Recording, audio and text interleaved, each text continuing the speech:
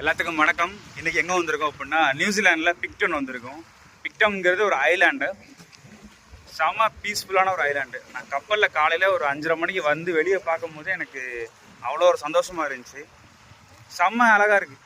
அந்த மலைலாம் பார்த்தா தெரியும். இதெல்லாம் தாண்டி எங்கே போனால் தான் ஃபியோர்லேண்ட் வரும். இந்த உலகத்தில் நான் சுற்றி பார்த்த இடத்துலையே எனக்கு ரொம்ப பிடிச்ச இடம் ஃபியோர்லேண்ட். அதில் வெளியெலாம் நம்ம போய் பார்க்க முடியாது, கப்பலில் இருந்தால் பார்க்கணும். ஆனால் அவ்வளோ ஒரு ரம்மியமாக இருக்கும். அந்த அளவுக்கு ஒரு ரம்மியத்தை நான் என் லைஃப்பில் வரைக்கும் நான் பார்த்ததே இல்லை.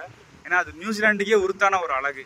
அந்த அழகை ஒரு என்னால் டிஸ்கிரைபே பண்ண முடியல. அந்த அளவுக்கு ஒரு அழகான ஒரு ஊர். நீங்கள் முடிஞ்சால் கூகுளில் போய் பாருங்கள், ஃபியோர்லேண்ட் அவ்வளோ அழகாக இருக்கும். கப்பல் போய் அப்படி நின்று அப்படி 360 ரொட்டேட் பண்ணும்.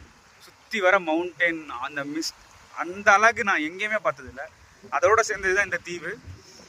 செம தீவு. ரொம்ப பெருசாலாம் டெக்னாலஜிக்கு அந்த மிஷினரிஸ்லாம் அந்த மாதிரிலாம் இல்லை. இயற்கையோட இயற்கையாக என்னெல்லாம் பண்ண முடியுமோ அதெல்லாம் பண்ணி அவ்வளோ அழகாக இருக்குது.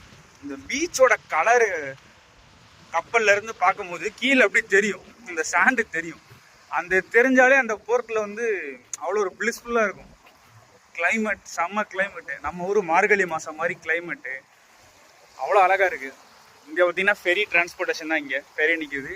ஸோ ஃபெரி மூலியமாக தான் பக்கத்தில் உள்ள ஆஸ்திரேலியா, நியூசிலாந்து உள்ள மெயினான சிட்டிக்கெலாம் கம்யூனிகேட் பண்ணிக்கிறது, டிரான்ஸ்போர்ட்டேஷன் பண்ணிக்கிறதுலாம் பண்ணிக்கிறாங்க.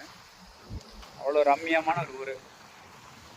நிறையா வீடியோஸ் ஃபோட்டோஸ்லாம் நான் ஷேர் பண்ணுறேன், பாருங்கள். பாய்.